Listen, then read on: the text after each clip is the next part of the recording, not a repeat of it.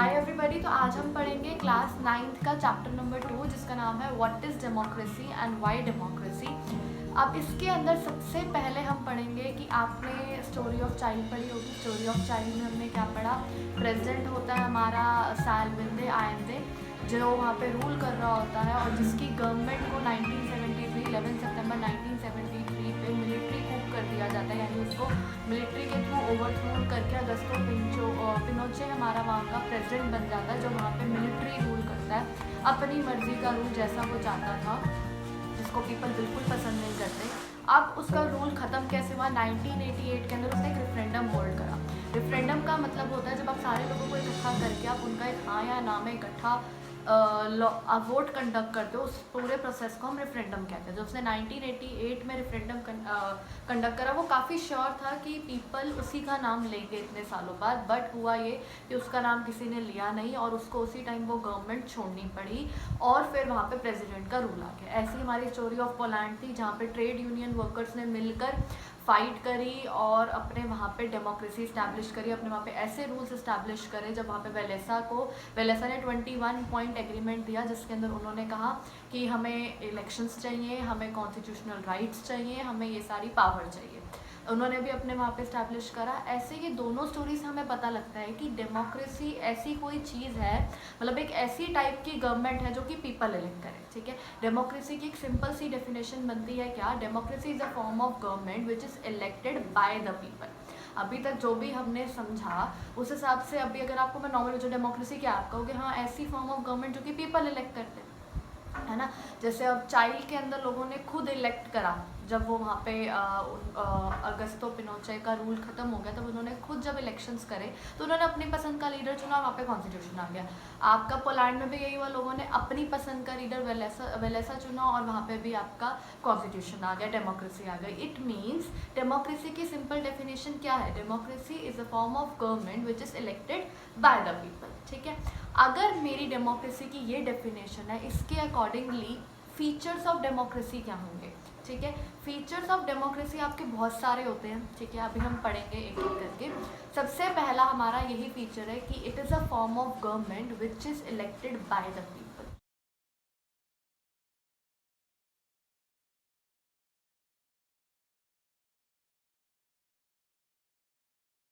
So now features of democracy. Features of democracy में first feature हमने क्या पढ़ा?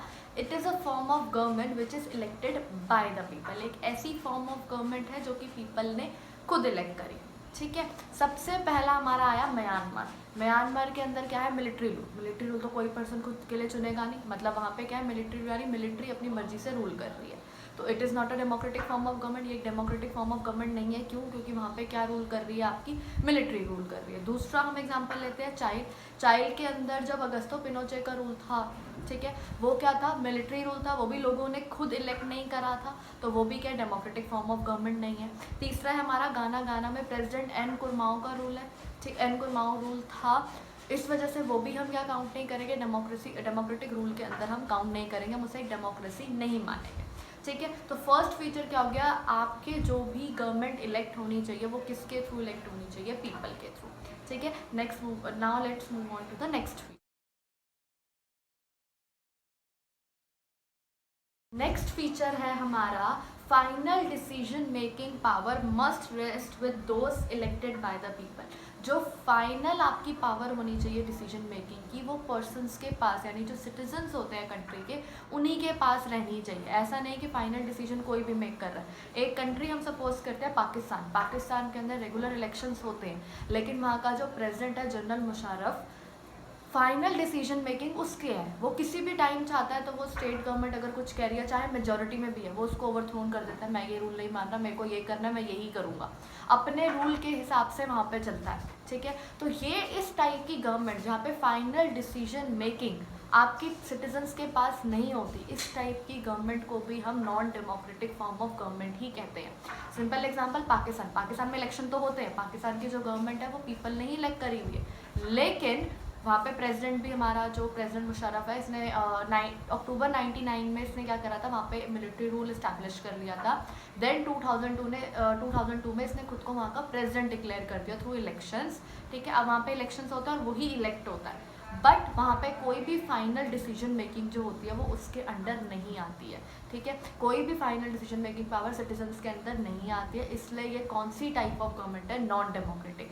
भले ही यहाँ पे जो गवर्नमेंट है वो पीपल द्वारा इलेक्ट करी गई है, बट फिर भी हम इसको एक डेमोक्रेटिक गवर्नमेंट में नहीं काउंट करेंगे, क्योंकि डेमोक्रेटिक गवर्नमेंट का एक और फीचर क्या होता है कि जो फाइनल डिसीजन मेकिंग पावर होती है वो किसके पास रहनी चाहिए, आपके सिटीजन्स के पास रहनी चाहिए। Now let's move on to the third feature. So अब थर्ड फीचर है हमारा, एक democracy, in a democracy the election should be conducted in a free and fair manner. एक डेमोक्रेसी के अंदर इलेक्शंस हमेशा फ्री एंड फेयर मैनर के अंदर कंडक्ट होने चाहिए। मतलब कि हमने सबसे पहला फीचर पढ़ा था, democracy is a form of government which is elected by the people. Simple बात कि पर्सन को इलेक्ट करना चाहिए, पर जो इलेक्शंस इलेक्ट करने वाले होने चाहिए वो एक तो फ्री ऑफ कॉस्ट होने चाहिए और दूसरा वो फेयर होने चाहिए। मतलब कोई माल प्रैक्टिसेस या कोई धमकाना, मनी एंड मसल पावर, या किसी को फोर्स करना किसी और को वोट करने के लिए, या फिर किसी ने किसी और को वोट डाला वो काउंट किसी और चीज़ में करना, ये सारी चीज़ें नहीं होती। जो इलेक्शंस होने चाहिए वो फ्री एंड फेयर मैनर में होने चाहिए। अब आप अगर चाइना को स्टडी करो, चाइना में क्या है, चाइना में एवरी आपके 5 ईयर से गैप में इलेक्शंस होते हैं, बट एक पर्टिकुलर वहाँ पे एक ही पार्टी है, चाइनीज़ कम्युनिस्ट पार्टी, जिसके 3 कैंडिडेट खड़े हो जाते हैं, आपको उन तीनों में से एक कैंडिडेट इलेक्ट करना होता है। क्या आप इसको कहोगे कि ये एक आपका डेमोक्रेटिक गवर्नमेंट है? नहीं, आप हमेशा एक ही पार्टी तो जीतेगी, वो पार्टी जो चाहेगी वो उसी कंट्री में वही करेगी, ठीक है। तो जो चाइनीज़ कम्युनिस्ट पार्टी है, एक ही पार्टी है वहाँ की, ठीक है। दूसरी पार्टी कोई अपोजिशन में आए भी तो वो नहीं खड़ी हो सकती इलेक्शंस में, और उसी पार्टी के हर बार वो 3 अलग अलग लीडर्स खड़े कर देते हैं, आपको जिसको वोट करना है कर लो। तो ये फ्री एंड फेयर मैनर के अंदर नहीं काउंट होगी, ये फेयर इलेक्शंस नहीं है, क्योंकि पर्सन सिटीजन्स के पास चॉइस ही नहीं है, उनको एक ही पार्टी सिलेक्ट करनी है।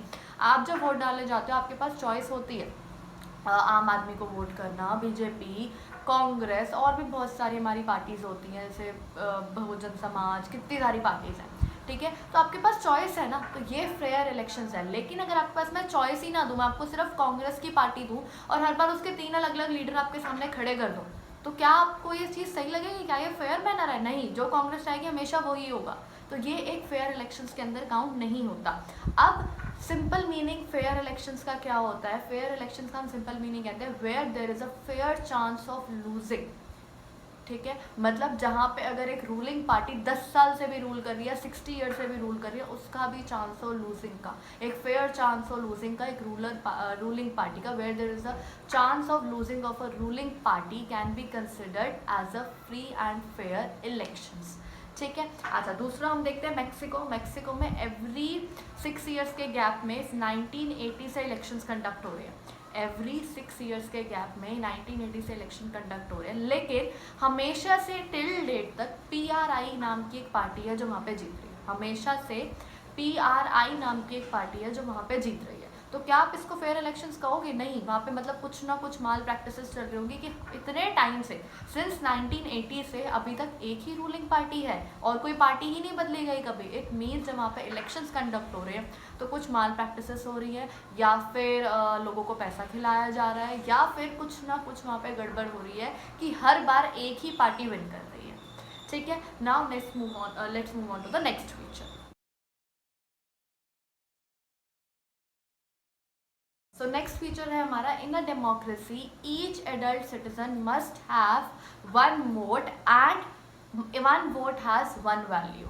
हमारा नेक्स्ट फीचर कह रहा है कि डेमोक्रेसी के अंदर अगर कोई पर्सन वोट कर रहा है, हर पर्सन का एक वोट होना चाहिए और उस एक वोट की एक ही वैल्यू होनी चाहिए। मतलब अगर मैं वोट कर रही हूँ और मेरे साथ कोई और वोट कर रहा है, चाहे वो मेल है, चाहे वो फीमेल है, चाहे वो ट्रांसजेंडर है, अगर हम तीनों वोट डाल रहे हैं तो हम तीनों वोट की एक ही वैल्यू होगी। ऐसा नहीं कि मैं फीमेल हूँ तो मेरी हाफ वैल्यू मानी जाएगी वोट की, एक मेल वोट कर रहा है उसकी 1 मानी जाएगी, अगर ट्रांसजेंडर वोट कर रहा है तो 3/4 मानी जाएगी।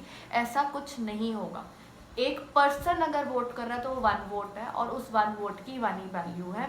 अब जिन कंट्रीज़ में ये फॉलो नहीं हो रहा, सऊदी अरेबिया में वुमेन के पास राइट ही नहीं है वोट करने का, womens can not vote over there. It means वहाँ पे ये चीज़ आपकी सेटिस्फाई नहीं हो रही है, वुमेन के वोट को वैल्यू ही नहीं दी जा रही है। वुमेन भी तो एक पर्सन है, एक सिटीजन है, उसके वोट की वहाँ पे 0 वैल्यू है, ठीक है। दूसरा हमारा इस्टोनिया के अंदर वो क्या करते हैं, जो रशियन माइनॉरिटी है उनको वोट ही नहीं डालने देते, मतलब उनके लिए ऐसी लॉज निकाल देते हैं कि वो किसी भी तरह वोट ना डाल पाए, चाहे उनके घर लॉक कर जाएंगे, उनको बाहर निकलने से मना, उनके बाहर के बाद लोग खड़े, मतलब पुलिस में वगैरह खड़े हो जाएंगे कि आप बाहर निकल के दिखाओ। तो रशियन माइनॉरिटी को वो इतना डिफ़िकल्ट कर देते हैं कि वोट डाल ही नहीं पाते। नेक्स्ट है हमारी एक और कंट्री फिजी। फिजी के अंदर क्या माना जाता है, जो वहाँ पे रहने वाले इंडिजिनस फिजी है, जो वहीं के हैं, उनके वोट की तो पूरी वैल्यू है, उनके वोट की जो वैल्यू है 1 से भी ज़्यादा है, ठीक है, मतलब ज़्यादा वैल्यू है। और अगर वही इंडियन फिजी को, इंडियन वहाँ पे जाके रह रहा है, तो उसके वोट की वैल्यू कम है, जबकि ये चीज़ गलत है। ये तीनों कंट्रीज़ को हम डेमोक्रेटिक कंट्रीज़ नहीं मानेंगे। क्यों? क्योंकि यहाँ पे 1 पर्सन का 1 वोट और 1 वोट की 1 वैल्यू नहीं फॉलो हो रही है। In a democracy each adult citizen must have 1 vote and each vote must have 1 value. यहाँ इन तीनों कंट्रीज़ कौन कौन सी, फर्स्ट हमारी सऊदी अरेबिया, सेकंड हमारी इस्टोनिया, थर्ड हमारी फिजी, इन तीनों कंट्रीज़ के अंदर हमारी ये वाला फीचर नहीं वैलिड हो रहा। इट मीन्स ये तीनों कंट्रीज़ नॉन डेमोक्रेटिक कंट्रीज़ में काउंट होगी, डेमोक्रेटिक कंट्रीज़ में काउंट नहीं होंगी। So now let's move on to the next week. हमारा नेक्स्ट फीचर है a democratic government rules within limit set by constitutional law and citizens right.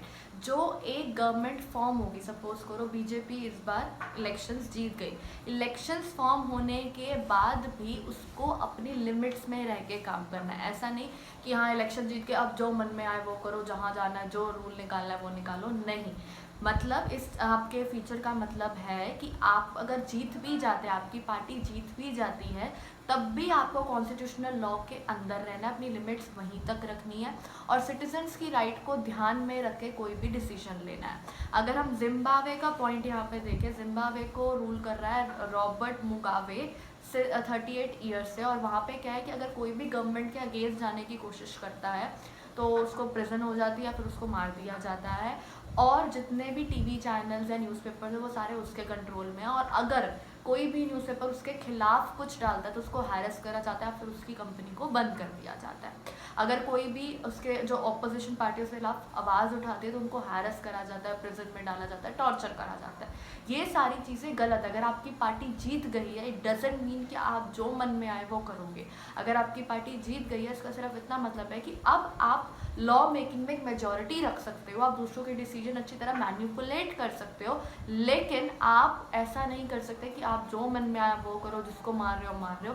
ये सब चीज़ें नहीं होंगी। आपको कॉन्स्टिट्यूशन के हिसाब से चलना है और सिटीजन राइट्स को ध्यान रख के चलना है। तो let's recall once. First feature हमने पढ़ा, democracy is a form of government in which the rulers are elected by the people.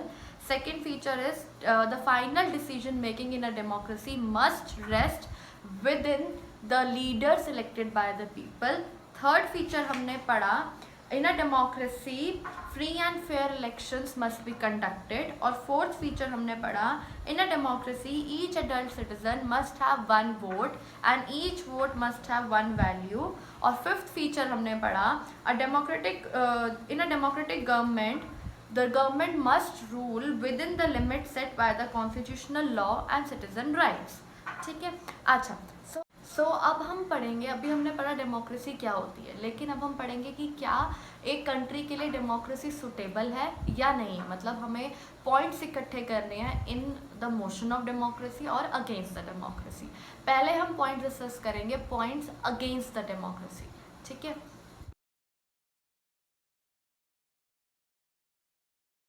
So leaders keep on changing in a democratic government which leads to political instability.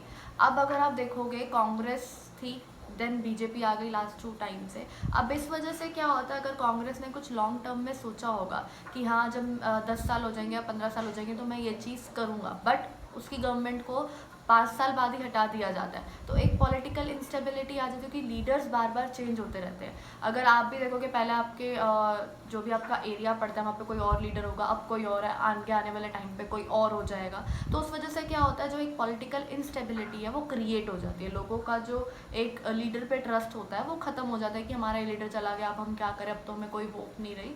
तो democracy की वजह से democracy leads to political instability.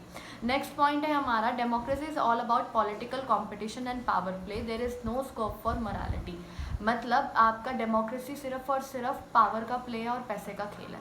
जिसके पास power और पैसा है वो democracy play कर सकता है। लेकिन यहाँ पे अगर आप कहोगे कि आप एक बार चले गए और आपको अब मैं वापस आना चाहता हूँ, ऐसा नहीं होता है, ठीक है। अगर आप एक बार उस चीज़ में घुस गए हो, आपके पास सब कुछ पावर का खेल है, ज़्यादा पावर है वो ज़्यादा अच्छा लोगों को समझा पाएगा, ज़्यादा दूर तक पहुँच पाएगा। अगर मैं सोचती हूँ आज मैं एक पार्टी बनाती हूँ, ठीक है, लेकिन मैं दूर दूर तक कन्विंस नहीं कर पाती, तो लोगों को पता ही लगेगा मेरे नाम की कोई पार्टी भी है, ठीक है। तो आपकी जो ये पार्टी है सिर्फ क्या होनी चाहिए कि आपके पास पावर होना चाहिए और आपके पास पैसा होना चाहिए, ताकि हर लोग आपकी बात सुने, ठीक है। अदरवाइज आपकी बात कहीं तक पहुँचेगी नहीं। थर्ड है हमारा, so many people have to be consulted in a democracy that it lets to delay. एक डेमोक्रेसी में अगर मैं कोई कहती हूँ एक लॉ निकालना है, तो पहले लोकसभा में लड़ाइयाँ होती हैं, ठीक है। लोकसभा से किसी तरह वो लॉ बनता है, देन वो राज्यसभा में जाता है तो वहाँ पे डिस्कशन होते हैं, फिर लोकसभा और राज्यसभा का मिलके एक फैसला आता है, फिर वो प्रेसिडेंट को जब भेजा जाता है फिर उसके साथ डिस्कशंस होते हैं, प्रेसिडेंट वापस भेज देता है कि इसमें चेंजेस करके लाओ, ये करके लाओ। अब इतने सारे लोगों को कंसल्ट करना पड़ता है एक लॉ निकालने से पहले। इस वजह से डेमोक्रेसी एक ऐसी गवर्नमेंट है जो कि बहुत ही डिलेड फॉर्म ऑफ गवर्नमेंट, इसमें जो काम या जो एक्शंस लिए जाते हैं वो बहुत डिले होते हैं। अगर आप वो निर्भया का केस देखोगे तो उसको 7 ईयर्स बाद जस्टिस मिली। क्यों? क्योंकि अगर आप किसी को फांसी की सज़ा देने वाले हो तो आप ऐसे नहीं कि हाँ जो जज बैठा वो दे देगा, उसको भी कंसल्ट करना पड़ेगा अपने अंडर कि मैं ये अगर ये चीज़ है तो हमें इसकी सज़ा ये करनी है वो करनी है। जिस वजह से डेमोक्रेटिक गवर्नमेंट में जो इतने सारे लोगों को हमें कंसल्ट करना पड़ता है, इसलिए इस टाइप की गवर्नमेंट को हम एक डिलेड फॉर्म ऑफ गवर्नमेंट भी कह सकते हैं। नेक्स्ट है elected leaders do not know the best interest of the people, it led to bad decisions. अच्छा, अगर आप कांग्रेस को देखते हो, ठीक है, कांग्रेस ने आपके लिए रूल निकाला कि क्या कहते हैं ट्रैफिक रूल्स अब जो भी तोड़ेगा उसको 6 महीने की जेल, ठीक है।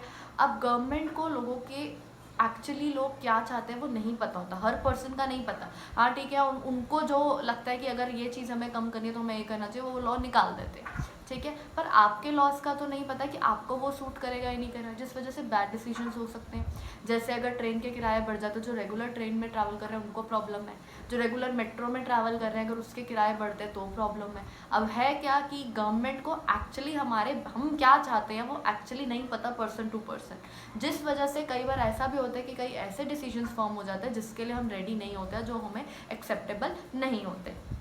Democracy lets to corruption for it is based on electoral competition. Democracy क्या है, किस पे डिपेंडेंट है आपके कि कौन जीतेगा, ठीक है, इलेक्शन में कौन आएगा कौन नहीं आएगा, जो जीत गया वो आपका हेड बन जाएगा, उसके पास सारी पावर आ जाएगी।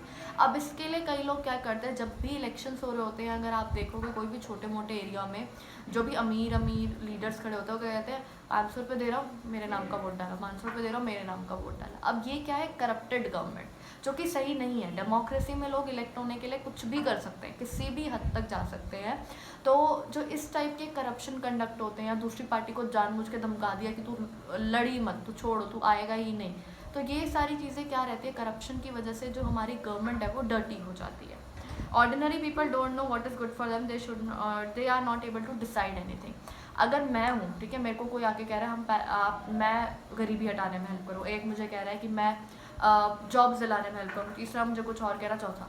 अब मेरे को नहीं पता कि एक्चुअली देश को क्या चाहिए, ठीक है। अगर मेरे को नहीं पता एक्चुअली, अगर मेरे को एक देश को चलाना है तो पहले पॉवर्टी हटानी चाहिए या पहले जॉब्स प्रोवाइड करनी चाहिए। मुझे इस चीज़ की नॉलेज नहीं है, मुझे जो बेस्ट लगेगा कि हाँ इसका जो मोटो है, जो ये फॉलो कर रहा है ये सही है, मैं उसको वोट डालाऊँ, ठीक है। तो ये चीज़ क्या होती है गलत डेमोक्रेसी में, ऑर्डिनरी पीपल को नहीं पता कि एक्चुअली में अगर एक कंट्री की इकोनॉमी बढ़ानी है तो क्या करना पड़ेगा। गरीब को क्या पता कि भाई जॉब ज़्यादा बेटर है या पॉवर्टी हटाना ज़्यादा, वो तो हाँ भाई गरीबी हटा रहे, मुझे कंबल दे देंगे, चलो इनको वोट डाल देता हूँ, ठीक है। तो इन सब की वजह से जितने भी रीजंस हमने स्टडी करे या आपके स्क्रीन पे डिस्प्ले हो रहे होंगे, इन सब की वजह से हम कह सकते हैं कि डेमोक्रेसी एक अच्छी फॉर्म ऑफ गवर्नमेंट शायद नहीं है, ठीक है। अब हम पढ़ेंगे नेक्स्ट में कि डेमोक्रेसी एक अच्छी फॉर्म ऑफ गवर्नमेंट है, पॉइंट्स फॉर डेमोक्रेसी, ओके।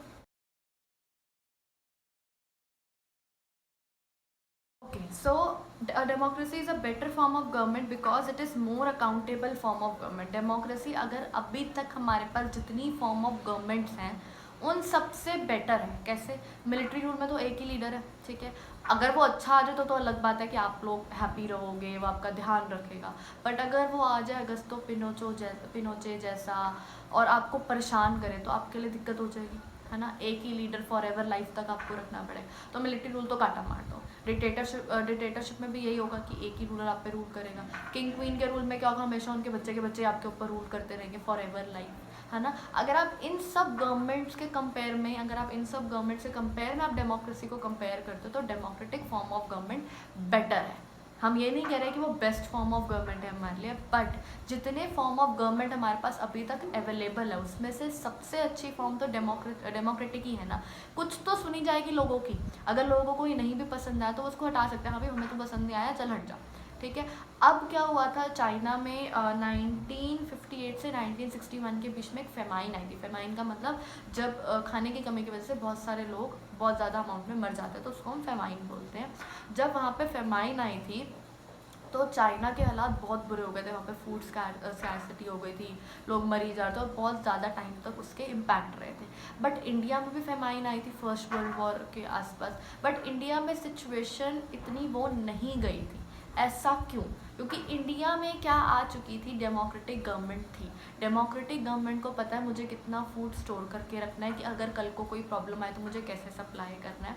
जैसे अगर आप अभी भी देख लोगे कोरोना वायरस के टाइम पे जितने भी गरीब हैं या जो आपके भी गली में आते हैं या जो भी आप शॉप्स पे जा रहे हो, जो आपको ये सारा सामान मिल रहा है खाने पीने का, एक्चुअली इतना तो भी उग भी नहीं रहा, ठीक है, बट आपको ढंग से सप्लाई हो रहा है। क्यों? क्योंकि हमारे पास क्या है, democratic form of government. Democratic form of government पहले ही कुछ अमाउंट ऑफ फूड आपका सेव करके रखते हैं कि अगर कल को अर्थक्वेक या कोई भी नेचुरल कैलामिटी आ जाती है तो उस टाइम पे कोई भी बंदा भूखा ना सोए उस चीज़ के लिए, ठीक है। नेक्स्ट हमारा है democracy improves the quality of decision making.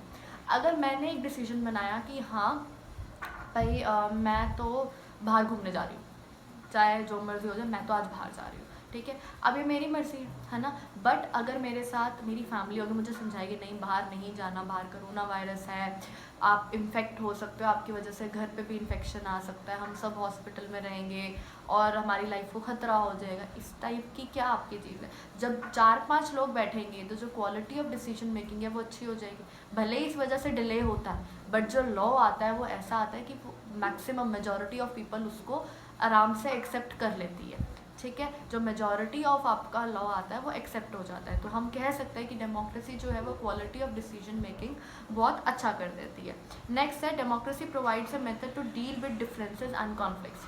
अगर आपको पता होगा केरला में फ्लड आई थी थोड़ा टाइम पहले, और भी बहुत सारे स्टेट के कॉन्फ्लिक्ट चलते रहते हैं कि तुमने डैम का पानी छोड़ दिया, इस वजह से हमें प्रॉब्लम हो गई, हमारी फसल चली गई, या तुम्हारे यहाँ से जो ट्रक्स आते हैं वो ऐसे आते हैं, उनमें बहुत पोल्यूशन कॉज हो रहा है हमारी स्टेट में। तो अब ये जो कॉन्फ्लिक्ट्स लड़ाइयाँ चल रही हैं, इसको निपटाने का तरीका क्या है? अगर 2 स्टेट्स लड़ने बैठ जाएंगी, अपनी आर्मियाँ भेज के लड़ेंगी, क्या वो चीज़ सही है? नहीं। डेमोक्रेसी के थ्रू क्या आप लॉ के थ्रू ईजिली उनसे अपने डिफरेंसेस और कॉन्फ्लिक्ट सॉल्व कर सकते हो। जैसे अगर 2 स्टेट्स को कॉन्फ्लिक्ट है कि इसकी वजह से मेरा इतना नुकसान हुआ, वही डेमोक्रेसी स्टडी करेगी कि हम लॉ के हिसाब से क्या है। तो डेमोक्रेसी कहे कि आगे से आप डैम का पानी उनको बिना बताए नहीं छोड़ सकते, और अभी की कंपनसेशन आप दोनों मिल के अपनी बांट लोगे, दोनों के कॉन्फ्लिक्ट सॉल्व हो जाए, ठीक है, आगे से तो नहीं होगा, इस बार ही जो घाटा हो गएगा, ठीक है मेरी भी गलती थी, आधा ही तो पे करना है, मैं आधा पे कर दूँ, अगली बार से मैं भी ध्यान रखूँगा। अब क्या हुआ, जो डिफरेंसेस और कॉन्फ्लिक्ट्स की वजह से बहुत बड़ी बड़ी लड़ाइयाँ हो सकती थी वो कई हद तक सॉल्व हो गई। Democracy enhances the dignity of citizens. Democracy क्या करती है, रिस्पेक्ट ऑफ सिटीजन्स को बढ़ाती है।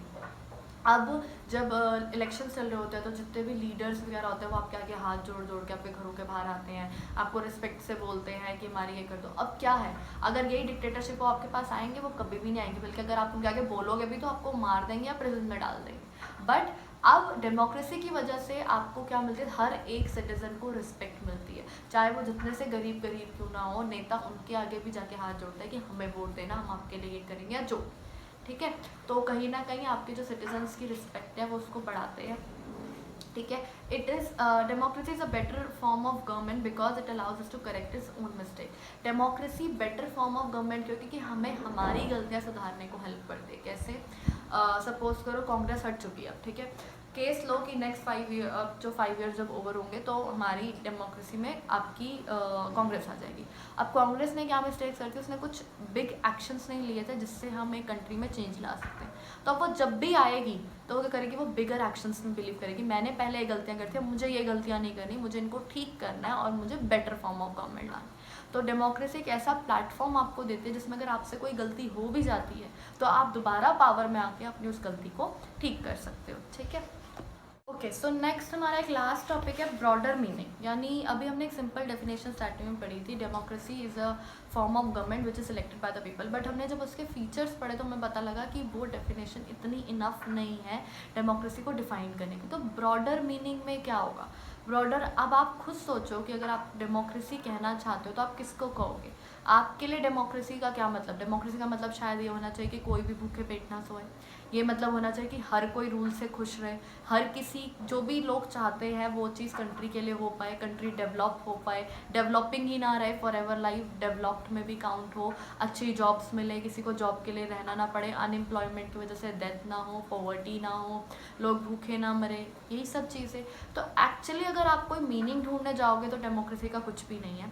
हाँ, हमने जो फीचर्स पढ़े वो भी एक बहुत मिनिमम जो हमें दिखे नॉर्मल लाइफ में, वरना बहुत सारे हो सकते हैं। आप एक और फीचर डाल सकते हो कि एक ऐसी फॉर्म ऑफ गवर्नमेंट जिसमें कोई भूखा ना सोए। ठीक है, तो अगर अभी जितनी भी कंट्रीज चल रही है कोई भी परफेक्टली डेमोक्रेटिक नहीं है, सब पे कहीं ना कहीं कुछ ना कुछ चल रहा है। इंडिया में करप्शन चलता है, यूएसए में कुछ ना कुछ चल रहा है, हर जगह करप्शन या प्रॉपरली डेमोक्रेटिक कहीं भी नहीं है। बस हम इतना कर सकते हैं कि आगे आने वाले टाइम में एक ऐसी फॉर्म ऑफ गवर्नमेंट है जो हर कोई जिससे खुश रहे, जिसके कोई ड्रॉबैक्स ना हो, सिर्फ और सिर्फ हमारे बोन्स ही हो, हमारे गुड्स ही हो, हमारे लिए बेनिफिट्स ही हो। ठीक है, सो ये चैप्टर ओवर होता है। अगर किसी को कोई डाउट्स हो तो कमेंट बॉक्स में पूछ सकता है। And please like my video and subscribe to our channel Shri Ram tutorials. Thank you.